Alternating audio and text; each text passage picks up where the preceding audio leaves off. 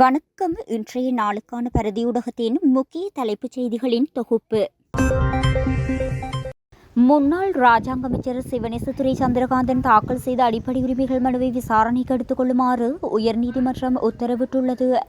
தமிழ் மக்கள் விடுதலை புலிகள் கட்சியின் தலைவர் பிள்ளையான் என்றழைக்கப்படும் கிழக்கு மாகாண சபையின் முன்னாள் முதலமைச்சர் சிவனேசதுரை சந்திரகாந்தன் பயங்கரவாத தடை சட்டத்தின் கீழ் தன்னை கைது செய்ததை எதிர்த்து உயர்நீதிமன்றத்தில் அடிப்படை உரிமை மீறல் மனுவை தாக்கல் செய்திருந்தார்.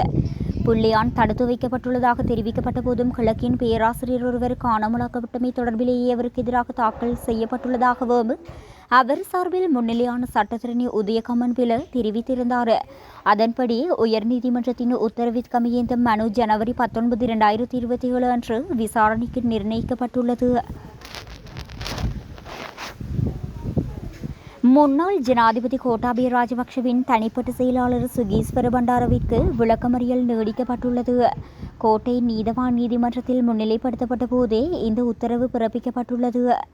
ஜனாதிபதியின் செலவு தலைப்பின் கீழ் 2 சம்பளங்களை பெற்றதாக சந்தேகத்தின் பேரில் அவர் கைது செய்யப்பட்டு விளக்கமறியலில் வைக்கப்பட்டார். பின்னர் பல்வேறு சந்தர்ப்பங்களில் அவரது விளக்கமறியல் காலம் நீக்கப்பட்டிருந்தமை குறிப்பிடத்தக்கது. கொழும்பின் பல இடங்களில் நடைபெறும் பல்வேறு விருதுகளில் கலந்து கொள்ளும் இளைஞர் யுவதிகள் மத்தியில் ரகசியமாக போதை மாத்திரைகள் விநியோகிக்கப்பட்டு வருவதாக அதிர்ச்சி தகவல் வெளியாகியுள்ளது. இவ்வாறான நிகழ்வுகளின் போது போதை மாத்திரைகளை விநியோகிக்கும் இளம் கடத்தற்காரர் ஒருவர் 23,000 போதை மாத்திரைகள் மற்றும் ஹெரோயின் தொகையுடன் மாளிகாவத்தை போலீசாரினால் கைது செய்யப்பட்டுள்ளார். கைதான இளைஞரிடமிருந்து கிடைத்த தகவல்களுக்கமைய இந்த போதை மாத்திரைகளும் ஹெரோயினும் நாளாந்தம் இளைஞர் யுவதிகளுக்கு விநியோகிப்பதற்காக ரகசியமாக வரவழைக்கப்பட்டுள்ளமை தெரிய வந்துள்ளது. இந்த போதை மாத்திரைகள் கொழும்பில் மட்டுமன்றி நாட்டின் பல மாகாணங்களுக்கும் விநியோகிப்பதற்காக கடத்தல்காரர்கள் நியமிக்கப்பட்டுள்ளதாக விசாரணையில் தெரிய வந்துள்ளது. ஒரு போதை மாத்திரையின் மதிப்பு 100 ரூபாவாகும். எனினும் இந்த கூட்டத்தினர் அந்த போதை மாத்திரைகளை 200 ரூபாவுக்கும் அதிகமான விலைக்கு விற்றுள்ளனர். இந்த போதை மாத்திரைகளுக்கு மேலதிகமாக சந்தேக நபரிடமிருந்து சுமார் 800 மில்லிகிராம் ஹெரோயினும் கைப்பற்றப்பட்டுள்ளது. நாடாளுமன்றத்தில் காணப்படும் பெரும்பான்மை பலம் மற்றும் ஜனாதிபதியின் அளப்பரிய அதிகாரங்கள் காரணமாக தற்போதைய அரசாங்கம் முற்றிலும் அதிகார போதையில் மூழ்கியுள்ளது என்று ஸ்ரீலங்கா பொதுஜன பெரமுனவின் தேசிய அமைப்பாளரும் நாடாளுமன்ற உறுப்பினருமான நாமல் ராஜபக்ஷ குற்றம் சாட்டினார். அங்கு அவர் மேலும் தெரிவிக்கையில், தரைமட்டத்தின் உண்மையான ஆழம் புரியாமல் உயரத்தில் பறக்கும் இந்த அரசாங்கம் பாய்ந்து பார்க்கும் போது அவ்வளவு பெரிய பள்ளத்தில் வீழ்ந்திருக்கிறோம் என்பதை புரிந்து கொள்ளும். நாட்டின் நீதித்துறை மீது தமக்கு இன்னமும் முழுமையான நம்பிக்கை உள்ள போதிலும் தற்போதைய போலீஸ் கட்டமைப்பு முற்றிலும் அரசியல்மயமாக்கப்பட்டு ஜேவிபி போலீஸாக அல்லது பலவத்தி போலீஸாக செயற்படுவதால் போலீசார் மீது எவ்வித நம்பிக்கையும் இல்லை என்றார்.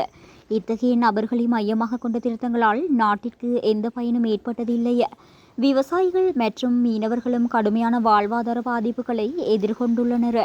சட்டவிரோதமாக சம்பாதிக்கப்பட்ட 15 மில்லியன் ரூபாவை என்ஆர் கன்சல்டன்சி நிறுவனத்தில் முதலீடு செய்து பணச்செலவில் ஈடுபட்டதாக நாமல் ராஜபக்ஷ உள்ளிட்ட 4 எதிராக தொடரப்பட்ட வழக்கு கொழும்பு தலைமை நீதவான் முன்னிலையில் இன்றைய தினம் விசாரணைக்கு எடுத்துக் கொள்ளப்பட்டது. இதன் அடிப்படையில் இந்த வழக்கு 2 தனியார் வங்கி கணக்குகளை பரிசீலித்து விவரங்களை பெற வேண்டியுள்ளதால் குற்றப்புலனாய்வு திணைக்களம் கால அவகாசம் கோரியதை அடுத்து விசாரணையை எதிர்வரும் அக்டோபர் 29ஆம் தேதிக்கு நீதவான் உத்தரவிட்டார்.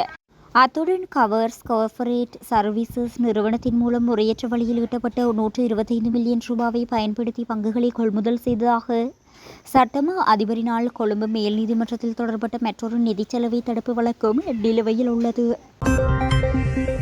பிணை நிபந்தனைகளை பூர்த்தி செய்ய முடியாமையினால் மீண்டும் விளக்கமறியலில் வைக்கப்பட்ட சரித் அபேசிங்க இன்றைய தினம் பிணை நிபந்தனைகளை பூர்த்தி செய்ததை அடுத்து சிறையிலிருந்து விடுவிக்கப்பட்டுள்ளார். முக்கிய போதைப்பொருள் கடத்தல்காரர் என கூறப்படும் ஹரகட்டா என்பவரின் மனைவியிடமிருந்து 12 கோடி ரூபாய் லஞ்சம் பெற்ற சம்பவம் தொடர்பில் விளக்கமறியலில் வைக்கப்பட்டிருந்த சட்டத்தரணி ரக்கித ராஜபக்ஷ, சரித் அபேசிங்க உள்ளிட்ட 3 சந்தேக நபர்களுக்கு கொழும்பு நீதவான் நீதிமன்றம் கடந்த 28ஆம் தேதி காலை பிணை வழங்கி உத்தரவிட்டது. எனினும் சந்தேக நபரான சரித் அபேசிங்க பிணை நிபந்தனைகளை பூர்த்தி செய்ய முடியாமையினால் அவர் மீண்டும் சிறை பொறுப்பில் வைக்கப்பட்டார். கடந்த 22ஆம் தேதி முச்சக்கர வண்டியொன்று மோகினி நீர்வீழ்ச்சி பகுதியில் பிரதான வீதியிலிருந்து விலகி சென்று விபத்துக்குள்ளான சம்பவத்தில் காயமடைந்த மாணவி உயிரிழந்துள்ளார். உயிரிழந்த பாடசாலை மாணவி மஸ்கிலியா புனித ஜோசப் கல்லூரியில் 8ஆம் வகுப்பு பயின்று வந்தவர் ஆவர். முச்சக்கர வண்டியின் ஓட்டுநரும் பின்னிருக்கையில் பயணித்த அவரது உறவினரும் விபத்து நடந்த இடத்திலேயே உயிரிழந்தனர். முச்சக்கர வண்டியில் பயணித்த 2 பாடசாலை மாணவிகளும் ஒரு பாடசாலை மாணவனும் படுகாயமடைந்த கண்டி போதனா வைத்தியசாலை, நுவரெலியா மாவட்ட பொது வைத்தியசாலை மற்றும் டிகோயா ஆதார வைத்தியசாலை ஆகியவற்றில் சிகிச்சை பெற்று வருகின்றனர். விபத்து குறித்து விசாரணை நடத்தி வரும் நல்லதண்ணி போலீசார் டிகோயா ஆதார வைத்தியசாலையில் சிகிச்சை பெற்று வந்த பாடசாலை மாணவன் தற்போது வைத்தியசாலையிலிருந்து வெளியேறிவிட்டதாக தெரிவித்தனர். மாணவியின் சடலம் மீதான மரண விசாரணையின் பின்னர் உடற்கூற்று பரிசோதனை செய்யப்பட்டு சடலம் உறவினர்களிடம் ஒப்படைக்கப்படவுள்ளது. கொழும்பு பௌத்தலோக மாவட்டத்தில் அமைந்துள்ள முன்னாள் அமைச்சர் ரிசாட் பதியுதீனுக்கு சொந்தமான வீடொன்றில் 2021ஆம் ஆண்டில் மர்மமான முறையில் உயிரிழந்த கிஷாலினி ஜோட்குமார் என்ற சிறுமியின் மரணம் தொடர்பான விசாரணைகள் நேற்றைய தினம் இடம்பெற்றது. கொழும்பு புதுக்கடை மேலதிக நீதவான் நீதிமன்றில் சுவசிரிய முதலுதவி அதிகார அசலி உபேஷா சாட்சியம் அளித்தார். மேலதிக நீதவான் லினான் வசூறு விதாரண முன்னிலையில் வழக்கு விசாரணைக்கு எடுத்துக் கொள்ளப்பட்ட போதே அவர் இவ்வாறு சாட்சியம் அளித்தார். கிடைக்கப்பெற்ற தகவலுக்கமைய சிறுமியை தேடி அந்த வீட்டின் கராஜ் பதையினூடாக நுழைந்தேன். அங்கே படிகளில் சிறுமியொருவர் இருத்தப்பட்டிருந்தார். அவர் மீது படுக்கை விரிப்பு ஒன்று போர்த்தப்பட்டிருந்தது. அத்துடன் சிறுமியின் உடலில் ஆடைகள் இருக்கவில்லை. அந்த நேரத்தில் எரியும் ஒரு வாசனையும் உணரப்பட்டது. அது எரியும் போது தோளில் இருந்து வெளிவரும் வாசனையாகும். எனினும் அது எவ்வகையான வாசனை என்பதனை என்னால் உறுதியாக கூற முடியாது. கழுத்து, நெஞ்சு, கைகள் மற்றும் கால்களில் தீக்காயங்கள் ஏற்பட்டுள்ளதை என்னால் அடையாளம் காண முடிந்தது.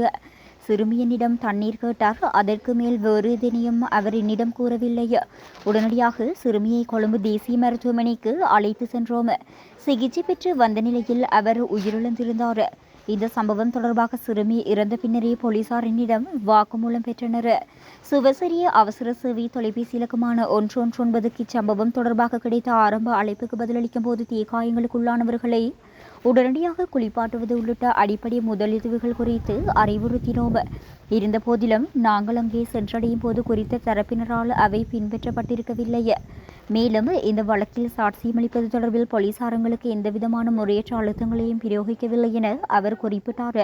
சம்பவம் நடைபெற்ற 2021ஆம் ஆண்டில் எரிவாயு காரணமாக தீப்பற்றிய ஒருவர் வீட்டில் உள்ளதாக சுவசிரிய சேவைக்கு ஆரம்ப அழைப்பின் மூலம் பெறப்பட்டதாக தெரிவித்து அதே ஆண்டில் தான் போலீசாருக்கு வழங்கிய வாக்குமூலம் தொடர்பில் எதிர்த்தரப்பு வழக்கறிஞர்களின் குறுக்கு விசாரணைகளுக்கு பதிலளிக்கும் போதே அவர் இதனை கூறினார். சுவசரிய சேவைக்கு பொதுவாக கிடைக்கும் அனைத்து அழைப்பு விவரங்களும் பதிவு செய்யப்படுவதால் இச்சம்பவம் அவ்வாறே அமைந்திருக்கும் என தான் நம்புவதாக அவர் தெரிவித்தார். தீக்காயங்களை தவிர எரிவாயு காரணமாக தீப்பற்றி காயமடைந்த நபர் ஒருவர் குறித்து சம்பவம் தொடர்பான ஆரம்ப சுவசரிய அழைப்பில் குறிப்பிடப்பட்டிருக்கவில்லை என எதிர்த்தரப்பு வழக்கறிஞர் முன்வைத்த கேள்விக்கு பதிலளிக்கும் போதே அவர் இவ்வாறு குறிப்பிட்டார். அவசர மருத்துவ உதவி தேவைப்படும் நோயாளிகளை விரைவாக திறமையாகவும் சென்றடையும் நோக்கில் 1990 சுவசரிய அறக்கட்டளை மோட்டார் சைக்கிள் அடிப்பிலான அவசர மருத்துவ சேவையை அறிமுகப்படுத்த முடிவு செய்துள்ளது. கடுமையான போக்குவரத்து நெரிசல் மற்றும் வீதி தடைகள் காரணமாக ஆம்புலன்ஸ் வீதி வந்து சேரும் நேரம் தாமதமாகும் கொழும்பு உள்ளிட்ட நகர் பகுதிகளை இந்த புதிய சேவை ஆரம்பத்தில் இலக்காக கொள்ளும் என தெரிவிக்கப்பட்டுள்ளது. இந்த முயற்சியின் கீழ் சிறப்பாக பயிற்சி பெற்ற மருத்துவ அதிகாரிகள் பணியில் ஈடுபடுத்தப்படுவார்கள். இந்த மோட்டார் சைக்கிள் அவசர சேவையானது இந்த ஆண்டு இறுதிக்குள் கொழும்பு மற்றும் பிற நகர்ப்புற பகுதிகளில் முன்னோட்டு திட்டமாக தொடங்க திட்டமிடப்பட்டுள்ளது என்று அறக்கட்டளை மேலும் தெரிவித்துள்ளது.